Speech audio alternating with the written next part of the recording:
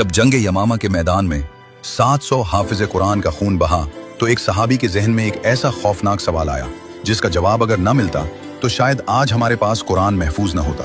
ये उस वक्त की बात है जब नबी सल्लल्लाहु अलैहि वसल्लम की वफात के सिर्फ एक साल बाद जंग यमामा में तकरीबन 1200 सहाबा किराम शहीद हुए, जिनमें से 700 के करीब हाफिज कुरान थे। ये बात समझना जरूरी है कि उस जमाने में कुरान किसी एक किताब में नहीं था, वो बिखरे हुए मवाद पर लिखा हुआ था, जैसे खजूर की शाखों पर, चमड़े के टुकड़ों पर, पत्थर की सिल्लों पर, ऊंट या बकरी की हड्डियों पर, और सबसे बढ़कर सहाबा किराम के सीनों में महफूज था। जब जंग यमामा की खबर मदीना पहुंची तो हजरत उमर फारूक रजी अल्लाह अन्हु के जहन में एक खतरनाक सवाल आया। उन्होंने सोचा कि अगर इसी तरह हर जंग में हाफिज कुरान शहीद होते रहे तो कहीं कुरान का एक बहुत बड़ा हिस्सा जाया न हो जाए और कहीं कुरान का वजूद ही खत्म न हो जाए। वो फौरन हजरत अबू बकर रजी अल्लाह अन्हु के पास गए और कहा, कुरान को एक जगह एक किताब की शक्ल में जमा कर देना चाहिए। हजरत अबू बकर रजी अल्लाह अन्हु पहले घबराए और कहा, मैं वो काम कैसे करूं जो खुद रसूलुल्लाह सल्लल्लाहु अलैहि वसल्लम ने नहीं किया। ये कोई जिद नहीं थी, ये उस शख्स की एहतियात थी जो दीन में जरा भी बिदत से डरता था। लेकिन हजरत उमर रजी अल्लाह अन्हु ने समझाया, ये बिदत नहीं बल्कि दीन की हिफाजत है, क्योंकि कुरान पहले से लिखा हुआ मौजूद है, बस उसे एक जगह इकट्ठा करना है। आखिरकार हजरत अबू बकर रजी अल्लाह अन्हु का दिल भी मुतमईन हो गया। इस काम के लिए हजरत जैद बिन साबित रजी अल्लाह अन्हु का इंतखाब किया गया।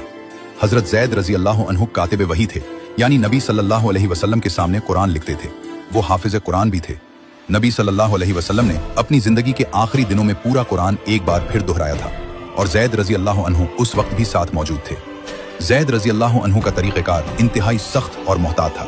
उन्होंने हर आयत के लिए 2 शर्तें लाजमी करार दी। पहली शर्त यह थी कि वो आयत नबी सल्लल्लाहु अलैहि वसल्लम के जमाने में लिखी हुई मौजूद हो, यानी कोई शख्स घर जाकर खुद से लिखकर न ले आए, बल्कि वो कागज, हड्डी या चमड़ा सामने रखो जिस पर उस वक्त लिखा गया था जब नबी सल्लल्लाहु अलैहि वसल्लम जिंदा थे। दूसरी शर्त यह थी कि कम से कम 2 सहाबा गवाही दें कि हमने ये आयत खुद अपने कानों से नबी सल्लल्लाहु अलैहि वसल्लम की ज़बान मुबारक से सुनी है। इन दोनों का एक साथ होना जरूरी था, तब जाकर वो आयत कुरान में शामिल की जाती थी। इस पूरे अमल में एक बहुत दिलचस्प वाकया पेश आया। जब सूरत तौबा की आखिरी 2 आयात की बारी आई तो पूरी तलाश के बावजूद वो आयात सिर्फ एक सहाबी हजरत अबू खुजैमा अंसारी रजी अल्लाह अन्हु के पास लिखी हुई मिली। अब मसला ये था कि शर्त 2 गवाहों की थी और तहरीर भी सिर्फ एक के पास थी। लेकिन यहाँ एक खास बात याद आई। नबी करीम सल्लल्लाहु अलैहि वसल्लम ने खुद अपनी जिंदगी में हजरत अबू खुजैमा रजी अल्लाह अन्हु की गवाही को 2 आदमियों की गवाही के बराबर करार दिया था। ये एक खास एजाज था जो नबी सल्लल्लाहु अलैहि वसल्लम ने सिर्फ उन्हीं को दिया था। इसलिए उनकी अकेली गवाही और तहरीर को काफी समझा गया और वो आयात कुरान में शामिल कर दी गई। बाद में हजरत उस्मान रजी अल्लाह अन्हु ने हजरत हिफ्सा रजी अल्लाह अन्हा से कुरान का वो असल नुस्खा मंगवाया और उससे कई नकलें तैयार करवाकर मुख्तलिफ शहरों में भेज दी।